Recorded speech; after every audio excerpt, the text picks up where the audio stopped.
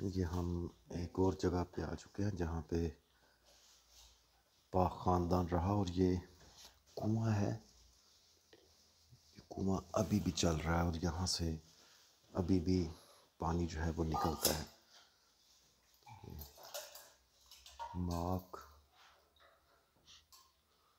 ये जगह जहाँ पे पाक ख़ानदान ने स्टे किया था, मुक़द्दसा मरियम, हज़रत यूसुफ और खुदावंद यीशु मसीह ने।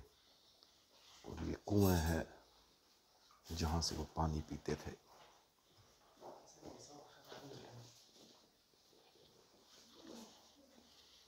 देखें अभी भी यहाँ पे लोग आते हैं, लोग पानी पीते हैं। और अभी हम ये उस जगह पे हैं जहाँ पे पाक ख़ानदान ने स्टे किया।